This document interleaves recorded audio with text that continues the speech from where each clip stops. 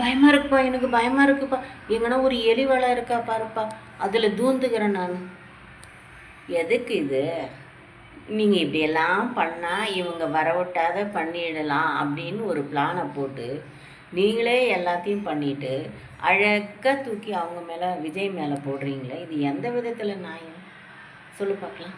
அவங்க விஜயை பார்க்குறதுக்கு வரல, கடவுளை பார்க்குறதுக்கு வந்தாங்க. என்னடா இவ்வளோ ஜனம் வராங்களே, நம்ம காசு கொடுத்து கூப்பிட்டாலும் ஜனம் வரமாட்டேன்றாங்க, நம்ம காசையும் கொடுக்காம விஜய்க்கு இவ்வளோ ஜனம் வராங்கன்னா மனசில் ஆழமாக அவர் உட்கார்ந்துட்டார், சிம்மாசனம் போட்டு உட்கார்ந்துட்டார். புரியுதா? அதனால் அவங்கள சந்திக்கிறதுக்காக ஏகப்பட்ட ஜனம் வராங்க. அதை நீங்கள் பார்த்துட்டு ஸ்டென் ஆகிட்டீங்க. உங்களுக்கு இப்போ பயமாக இருக்குது.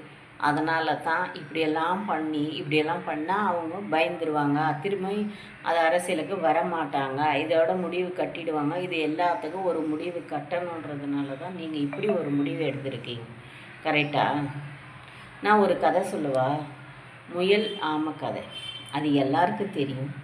முயல் என்ன பண்ணிச்சோம், நம்ம வேகமாக போகிறோம், இது என்ன மழை நடந்து வருதுன்னு அதுக்கு ஒரு கேவலமாக நினச்சிச்சோம். சரி ஆகட்டும் அப்படின்னு சொல்லிவிட்டு அதை ஆமையை கூப்பிட்டு, முயல் அதோ ஒரு மரம் இருக்குது, அந்த மரத்தை யார் போய் தொட்டுட்டு வர்றதுன்னு பந்தயம் வச்சுக்கலான்னுச்சான். சரி ஆகட்டும்னு சொல்லிவிட்டு ஆமை சொல்லிச்சான். அது ஏன் சொல்லிச்சு, நம்மளால் முடியாது ஆனாலும் முயற்சி பண்ணலாம், கண்டிப்பாக நம்மளால் ஜெயிக்க முடியும் அப்படின்ற ஒரு நம்பிக்கையில் தான் அதை ஒத்துக்குச்சு. அப்போது முயல் என்ன பண்ணிச்சான், வேகமாக ஓடி போச்சான். பாதி தூரம் போனதும் அதுக்கு டயர்டாகி போச்சு.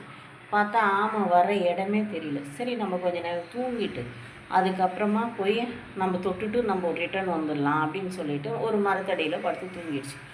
ஆமை மொல்லவே போய் அழகாக தொட்டுட்டு ரிட்டர்ன் வந்துச்சான். அப்போ தான் முயல் நினச்சிச்சான், யாரையும் தப்பாக கணக்கை போடாதீங்கன்ட்டு.